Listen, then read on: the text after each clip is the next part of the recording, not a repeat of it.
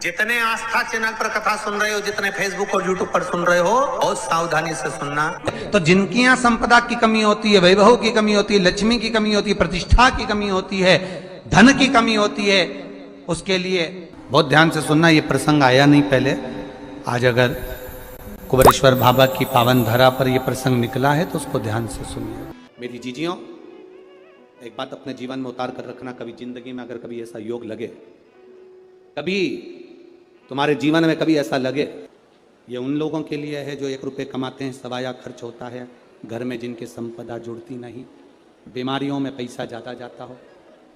या कहीं ना कहीं तकलीफें अपनी जिंदगी में आती है, उसके लिए कि डॉक्टर कोई बड़ी बीमारी बताएगा तो उस समय पर शीतल आरती का प्रयोग करें। एक पुष्प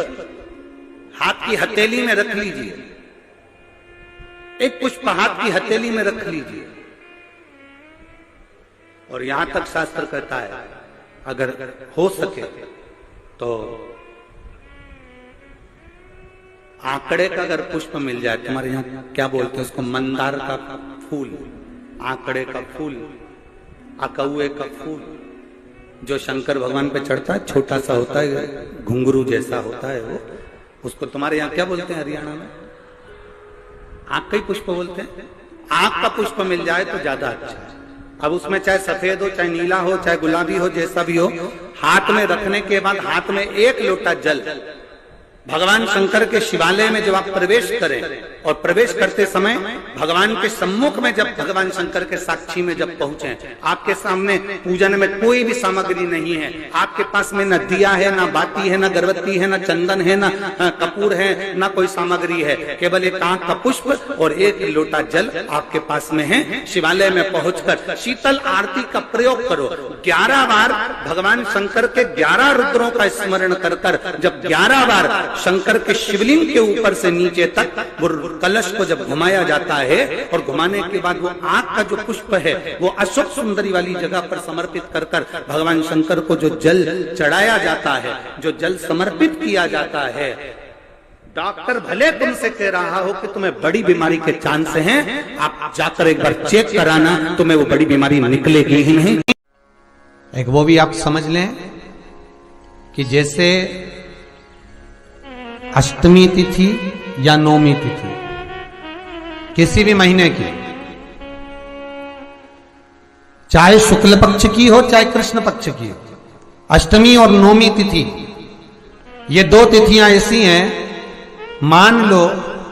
तुम्हारा पैसा तुमने किसी को दिया, 5 लाख, 4 लाख, 3 लाख, 10 लाख, 8 लाख, 2 लाख, 50,000, 25,000, 20,000, 40,000, और वो पैसा नहीं दे रहा आपको, आप हार गए कह के कर, फोन लगा कर, भैया दे दे रहे, परेशानी है, दे दे रहे भैया, हम तो परेशान हो गए, और हार गए, नहीं मिल रहा, बहुत परेशान। तो महाराज किसी भी अष्टमी या नौमी तिथि के दिन आप मां जगतजननी जगदम्बा का शिव के साथ में, शिव शक्ति का स्मरण कर कर देवी के नाम की 9 आहुतियां,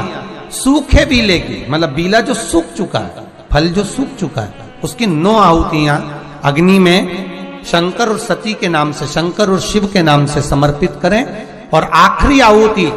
जो समर्पित करें उसमें थोड़ा सा भाग तिल का, और तिल भी काली नहीं चढ़ती उसमें, श्वेत तिल का भाग उसके साथ लगाकर समर्पित करें, और जिससे धन लेना है उसका नाम लेकर वो समर्पित करें महाराज,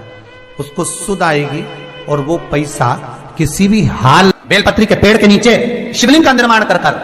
उसका पूजन कर कर, आराधना कर कर, घी का दिया लगाकर शंकर भगवान के शिवलिंग का विसर्जन शाम के समय करे। 1 घी का दिया मंदिर से विसर्जन के बाद आकर फिर बेलपत्री के पेड़ के नीचे लगाए, और बेलपत्री के पेड़ के नीचे लगाकर 7 परिक्रमा बेलपत्री के पेड़ की कर ले, झोली पसार कर प्रणाम करके बेलपत्री के पेड़ के नीचे की मिट्टी को सिर पर लगा ले और चले जाए। 3 से 4 महीने के अंदर उसका विवाह पक्का हो जाता है। मां ये साधारण नहीं है, लक्ष्मी तू इसके नीचे निवास, इस बेलपत्र के नीचे तेरा निवास है, तू यहां रहे। पहले भी कथाओं में करा है, कैसी भी रोग हो, कैसी भी बीमारी हो, बस निवेदन इतना है, अगर ज्यादा बीमारी घेर कर रखी है, 1 लोटा पानी, कलश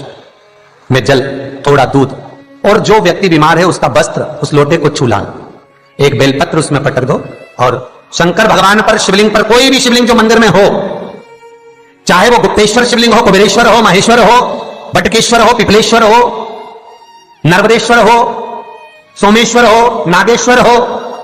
धनेश्वर हो, हरीश्वर हो,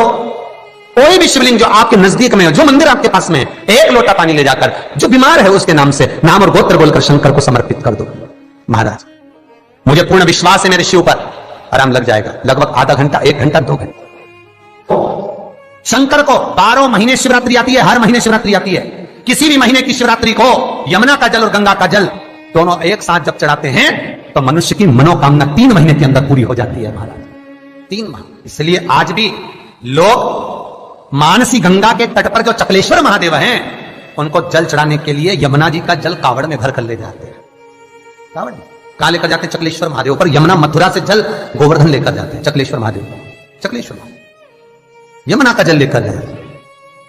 शास्त्र कहता है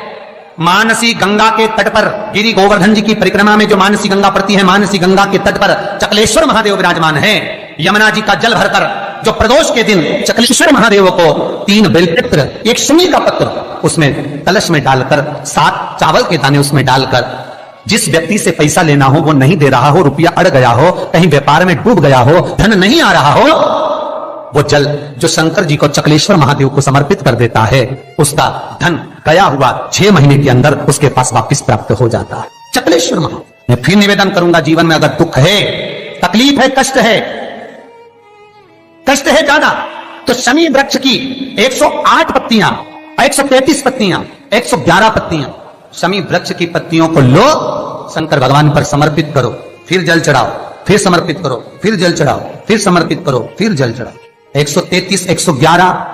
122 जितनी बार बन सके समर्पित कर कर आपका दुख शिव से कहो, शंकर सुख देगा, ये सुख देगा। कई लोग कहते हैं भगवान शंकर को भांग प्रिय है। हर हर महादेव, श्री शिवाय नमस्तुभ्यं। मेरे चैनल को सब्सक्राइब करें और बेल आइकन प्रेस करें जिससे कि आपको लेटेस्ट वीडियो की नोटिफिकेशन मिल जाएगी। शरद पूर्णिमा से लेकर कार्तिक की जो पूर्णिमा है उस बीच में कार्तिक महीने की जब शिवरात्रि आए या प्रदोष व्रत आए, थोड़ा ध्यान देना। शिव आराधना कार्तिक महीने की थोड़ा ध्यान से श्रवण करें। कार्तिक के महीने में पूर्णिमा से पूर्णिमा के बीच में जो सोमवार पड़े, प्रदोष पड़े, शिवरात्रि पड़े, प्रयास करना। अगर बहुत कष्ट की जिंदगी चल रही हो तो शिवरात्रि, प्रदोष और जितने सोमवार पड़ रहे हो कार्तिक में 4, 5 जो सोमवार पड़े उसमें